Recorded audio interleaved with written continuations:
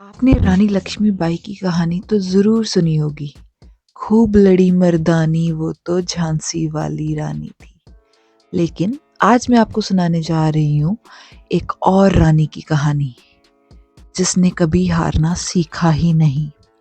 वो भी अंग्रेजों से लड़ी और अंग्रेजों ने उसे डेंजरस घोषित कर दिया, even after taking her empire. और उसने कभी हार मानी नहीं। ये कहानी है पंजाब की आखिरी रानी की कहानी, महारानी जिंद कौर की। रानी जिंद कौर का जन्म 1817 के करीब हुआ पंजाब के एक गांव चाचर में।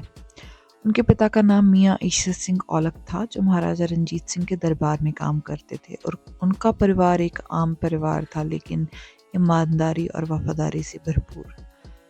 क्योंकि पिता महाराजा के दरबार में काम करते थे, इसलिए महारानी जिंदा का इंटरेस्ट शुरू से ही पॉलिटिक्स में पड़ गया। 1835 में लगभग 18 साल की उम्र में जिंद कौर का विवाह महाराजा रंजीत सिंह से हुआ। वो उनकी सबसे छोटी और अंतिम पत्नी बनी। ये शादी कोई रोमांटिक या राजनीतिक नहीं थी, जस्ट एक सामाजिक व्यवस्था का अनुरूप थी, जैसे कि उस दौर में राजघरानों में आम होता है। उस समय महाराजा रंजीत सिंह ऑलरेडी विरत हो चुके थे। 1838 में जिंद कौर ने एक राजकुमार को जन्म दिया, दलीप सिंह। इस बेटे का जन्म महाराजा रंजीत सिंह के लिए एक विशेष उपलब्धि थी, क्योंकि उनके कई राजकुमार हुए, पर या तो वो मर चुके थे या फिर स्पष्ट रूप से उत्तराधिकारी बन नहीं सकते थे। दलीप सिंह का जन्म जिंद कौर को जनाना महल के अंदर एक विशेष स्थान दिला गया। अब वो सिर्फ महारानी नहीं, बल्कि एक महाराजा की माता भी बन चुकी थी, जो एक बहुत ही प्रभावशाली स्थिति थी। 1839 में महाराजा रंजीत सिंह की मृत्यु हो गई। उनकी मृत्यु के बाद सिंह एम्पायर में तुरंत असंतुलन शुरू हो गया। पहले उनके पुत्र खड़क सिंह गद्दी पर बैठे, लेकिन कुछ ही समय बाद उनकी भी मृत्यु हो गई। नौनिहाल सिंह, उनके पोते, वो भी एक दुर्घटना में मारे गए। इसके बाद शेर सिंह को महाराजा बनाया गया, लेकिन 1843 में उनकी भी हत्या कर दी गई। एक के बाद एक जितने भी उत्तराधिकारी हुए, उनका कुछ ना कुछ हो के मृत्यु होने का सिलसिला चलता ही गया। इसी बीच कुछ सरदार अंग्रेजों से जाकर मिल भी गए, और कहा जाता है कि इस वजह से भी कई राजकुमारों और उत्तराधिकारियों की मृत्यु और हत्या कर दी गई। सिख दरबार में विरोध और अंतर्विरोध बढ़ता ही जा रहा था। फिर 1843 में दलीप सिंह, जब वो सिर्फ 5 साल के थे, उन्हें सिख एम्पायर का महाराजा घोषित कर दिया गया। इस स्थिति में जिंद कौर को उनका रेजेंट बनाया गया, यानी कि राज्य का जो भी फैसला होगा वो महारानी जिंद कौर लेंगी, क्योंकि ऑफ कोर्स दलीप सिंह सिर्फ अभी 5 साल के ही थे। रानी जिंद कौर ने इस पद को सिर्फ सिंबॉलिक रूप में नहीं, बल्कि वास्तविक राजनीतिक जिम्मेदारी के साथ निभाया। उनके भाई जवाहर सिंह औलख ने भी उनका साथ दिया और वो प्रमुख वजीर बन गए। जिंद कौर ने कोर्ट के फैसलों पर प्रभाव डाला और खालसा फौज के साथ भी संबंध बनाए।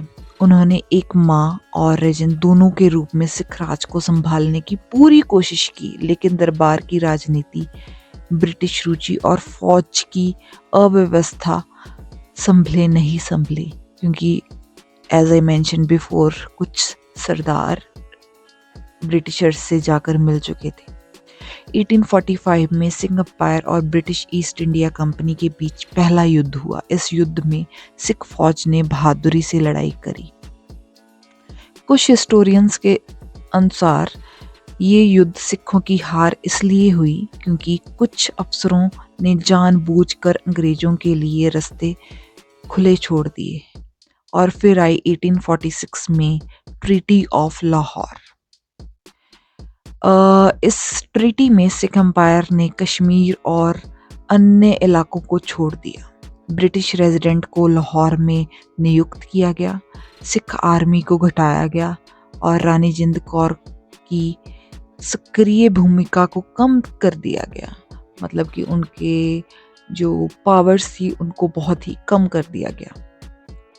रानी जिंद कौर ने ब्रिटिश के विरुद्ध खुले तौर पर आवाज उठाई। उन्होंने उनके दबाव को स्वीकार बिल्कुल भी नहीं किया। इस वजह से ही ब्रिटिशर्स ने उन्हें डेंजरस वुमेन घोषित कर दिया। 1847 में उन्हें रेजेंसी से भी हटा दिया गया। मतलब उनके पास फिर कोई भी पावर नहीं बची। और 1848 में उन्हें शेखपुरा के किले में नज़रबंद कर दिया गया। नज़रबंद मतलब नॉट अ प्रिजनर, पर वो उस किले से बाहर नहीं जा सकती थी, जो कि प्रिजनर से कम भी नहीं था। वो अभी भी रानी थी, बट जस्ट एक महल में। 1849 में दूसरा एंग्लो सिख युद्ध हुआ और सिख एम्पायर पूरी तरह से ब्रिटिश के कब्जे में आ गया। और फिर महाराजा दिलीप सिंह को राजगद्दी से भी हटा दिया गया और वहाँ धर्म परिवर्तन भी हुआ। उनको इंग्लैंड ले जाया गया। और क्योंकि वो उस वक्त बहुत ही छोटी उम्र के थे, तो उनको इतनी समझ भी नहीं थी कि वो किसी चीज़ का विरोध कर पाएँ। If you want to know more about Dalip Singh, महाराजा दलीप सिंह की आफ्टर गोइंग टू इंग्लैंड उनके साथ क्या क्या हुआ and how was his life and what he has done, you can visit my channel and know more about it. So वापस आते हैं महारानी जिंदा पे। तो 1849 में रानी जिंद कौर ब्रिटिश की नज़र से बचकर नेपाल पहुंच गई। जैसा कि मैंने आपको बताया, पहले वो नज़रबंद उनको करा गया था, काइंड ऑफ वो ब्रिटिशर्स की प्रिजनर बन गई थी।